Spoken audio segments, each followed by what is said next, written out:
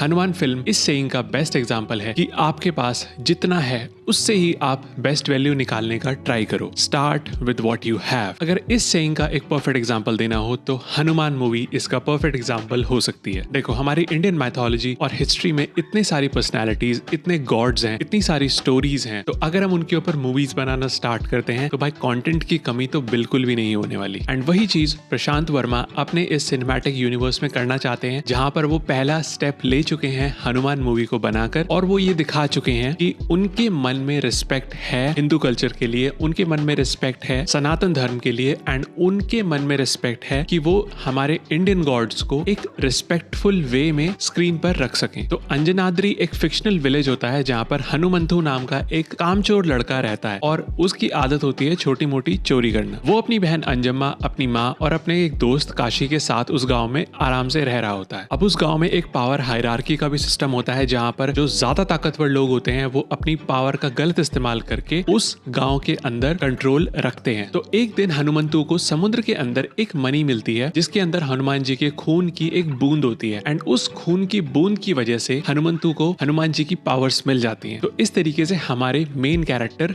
हनुमान का जन्म होता है, एंड उसी मणि की मदद से उसे बहुत सारी शक्तियां मिलती हैं। अब वहीं पर उसी गांव में उसका एक लव इंटरेस्ट भी होता है, वही टिपिकल साउथ इंडियन मूवी वाला, एक शहर की लड़की और एक गांव का छोरा, उनके बीच में लव हो जाता है। लेकिन वो लव वाला एंगल ना कोई सेंस नहीं बनाता, कुछ जरूरत ही नहीं थी उसकी। एंड टू बी ऑनेस्ट, जिन्होंने मीनाक्षी का कैरेक्टर प्ले करा है, utmost respect to her, but उनका इस मूवी में कोई ज्यादा रोल था ही नहीं। वहीं दूसरी तरफ एक और सुपर हीरो होता है जो बचपन से सुपर हीरो के लिए पागल होता है और वो किसी भी तरीके से सुपर हीरो बनना चाहता है, एंड सुपर हीरो बनने के लिए वो अपने माँ बाप तक को भी मार देता है। इतना ज्यादा पागल था वो सुपर हीरो बनने के लिए। तो फिर वो रिसर्च करके एक बैटमैन, एक सुपरमैन और एक थैनोस का इंडियन वर्जन बनता है। तो एज यू नो, अब इन दोनों के बीच में फाइट्स होंगी उस मनी के लिए कि कौन उस मनी को हासिल कर सकता है एंड अल्टीमेट सुपर हीरो बन सकता है। एंड जैसा कि आपको पता ही होगा, इन सुपर हीरो मूवीज में ब्लैक एंड व्हाइट की लड़ाई होती है, एंड इनका जो एंड होता है वहां पर हमारा हीरो उस विलन को हराकर जीत जाता है। देखो, अगर सही बताऊं तो ये एक typical south Indian Telugu film है जिसमें जितने स्टीरियोटाइप आप इमेजिन कर सकते हो आपको वो देखने के लिए मिलेंगे। जो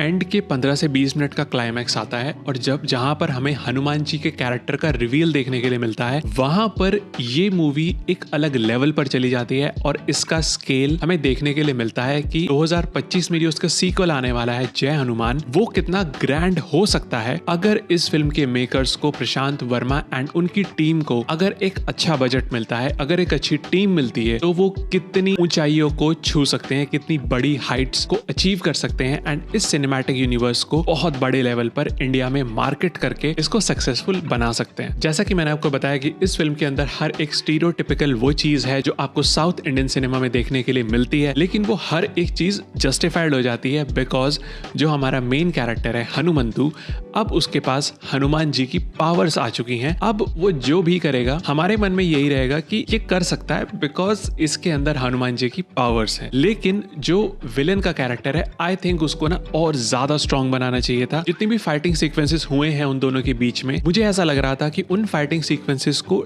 थोड़ा सा ड्रैग किया गया है बिकॉज आप अर्थ की कितनी भी पावर्स को मिला लो, it can not compete with the powers of Hanuman ji. ये तो हम सभी को पता है। एक गॉड की पावर से आप एक इंसान की पावर्स को कंपेयर कर ही नहीं सकते। तो वहां पर उन दोनों के बीच में जो फाइटिंग सीक्वेंसेस थे मुझे वो ड्रैग्ड लग रहे थे और मुझे लग रहा था कि हमारा जो मेन कैरेक्टर है हनुमंतु, वो तो उसको बहुत आसानी से हरा सकता है। तो अब बात करते हैं इस फिल्म के सबसे ज्यादा डिस्कस्ड टॉपिक के बारे में, जिसका नाम है VFX एंड CGI। अब देखो, कुछ मोमेंट्स पर, स्पेशली क्लाइमैक्स के मोमेंट के लिए जो VFX एंड CGI बचा कर रखे गए हैं वो बहुत बहुत बहुत इंप्रेसिव लगते हैं, एंड बिल्कुल भी आदि पुरुष की तरह नहीं लगते जहां पर इतना सारा पैसा लगाया गया, वो भी उसमें से ऑलमोस्ट 50 to 60% पैसा एक्टर्स की फीस में लगाया गया, उनको अच्छा दिखाने के लिए लगाया गया। यहाँ पर उन्होंने एक लेसर नोन फेस को लिया, कैरेक्टर्स एंड कास्टिंग उन्होंने बहुत ढंग से करी है, एंड उन्होंने बहुत दिमाग लगाकर पैसा जहां पर लगाना चाहिए था वहां पर लगाया है। हाँ देखो, कुछ सीक्वेंसेस है मूवी के अंदर, एक तो लेपर्ड वाला सीक्वेंस एंड एक तेज भागने वाले सीक्वेंसेस जितने भी इस मूवी के अंदर है, वहां पर आपको VFX थोड़े थोड़े चॉपी लगते हैं एंड आपको समझ आता है कि यहाँ पर थोड़ी सी कॉस्ट कटिंग करी गई है। लेकिन इसका मतलब ये नहीं है कि इसके VFX बहुत ही बेकार है। अगर मैं अभी भी आदि पुरुष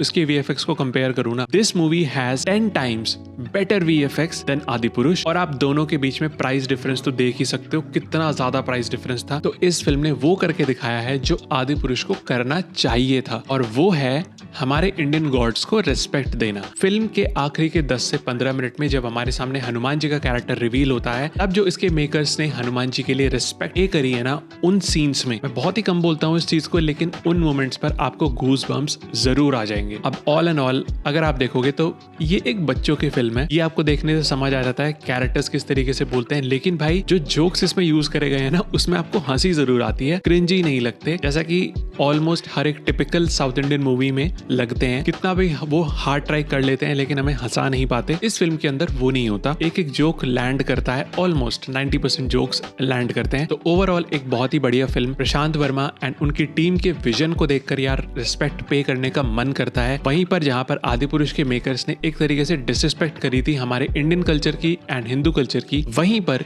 ये फिल्म उस चीज को एम्ब्रेस करती है एंड उस चीज को सेलिब्रेट भी करती है। तो मैं तो कहूंगा यार इस फिल्म को एक बार आप जरूर देखो। हाँ देखो, इसके अंदर कुछ कमियां हैं। नेक्स्ट पार्ट में जय हनुमान जो कि 2025 में आने वाला है, अगर उस फिल्म के लिए इनका बजट दुगना या तिगुना भी हो जाता है तो ये भाई मैं इमेजिन भी नहीं कर सकता कितनी बड़ी हाइट्स अचीव कर सकते हैं। तो आई थिंक भाई आप सभी को एक बार ये फिल्म जरूर एक बार एक्सपीरियंस करनी चाहिए थिएटर्स में। अपनी फैमिली को लेकर जाओ, बच्चों को लेकर जाओ, भाई बहुत एंजॉय करेंगे अगर आपके घर में कोई बच्चा है। अगर आपने फिल्म देखी है तो प्लीज कमेंट करके जरूर बताना आपको फिल्म कैसी लगी है एंड वीडियो को लाइक जरूर करना, सो दैट ये वीडियो और लोगों तक पहुंच सके एंड वो इस फिल्म को मिस ना करें। तो मिलते हैं एक और वीडियो में। Thank you for watching, bye bye.